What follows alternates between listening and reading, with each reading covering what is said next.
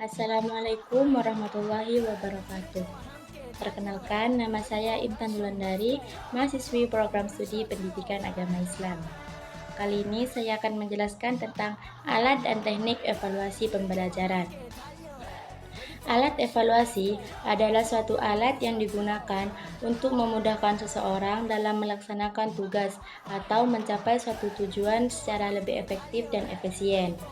Sedangkan teknik evaluasi adalah metode yang digunakan agar suatu tujuan evaluasi, yaitu menggali informasi tentang peserta didik, dapat tercapai. Banyak alat dan teknik yang dapat digunakan dalam kegiatan evaluasi, yaitu dalam bentuk tes dan non-tes. Alat evaluasi itu sendiri tidak terlepas dari tujuan evaluasi, yaitu untuk mengetahui kemajuan belajar peserta didik, untuk perbaikan dan peningkatan kegiatan belajar peserta didik, serta sekaligus memberi umpan balik bagi perbaikan pelaksanaan kegiatan belajar. Adapun alat untuk instrumen evaluasi yaitu sebagai berikut. Yang pertama, tes.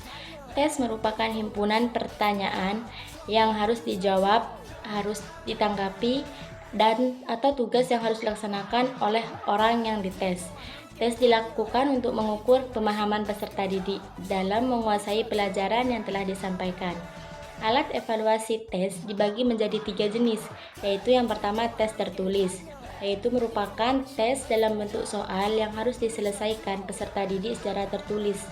Dan yang kedua yaitu tes lisan, yaitu merupakan tes dalam bentuk soal yang proses pengerjaannya dilakukan secara lisan oleh pendidik dan peserta didik.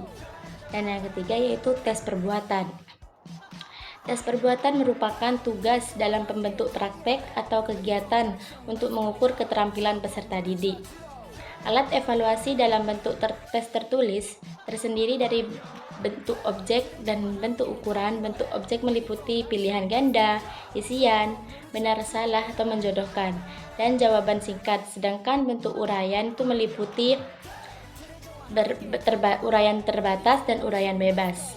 Sedangkan yang kedua yaitu cara non-tes, yaitu alat evaluasi non-tes dapat digunakan jika kita ingin mengetahui kualitas proses dan produk dari suatu pekerjaan, serta hal-hal yang berkenaan dengan domain efektif, seperti sikap, minat, bakat, dan motivasi.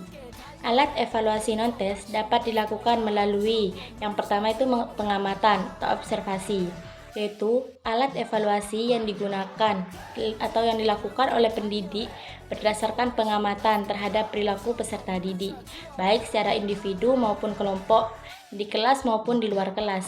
Yang kedua itu skala sikap, yaitu alat evaluasi yang digunakan untuk melihat sikap siswa melalui pengerjaan tugas-tugas tertulis dan soal-soal yang lebih mengukur nalar atau pendapat peserta didik.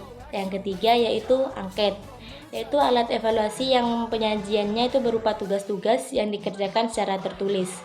Dan yang keempat itu catatan harian, yaitu catatan berupa perilaku peserta didik secara individu.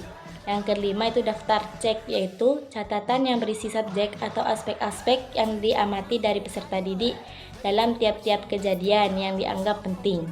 Mungkin hanya cukup sekian dari saya. Wassalamualaikum warahmatullahi wabarakatuh.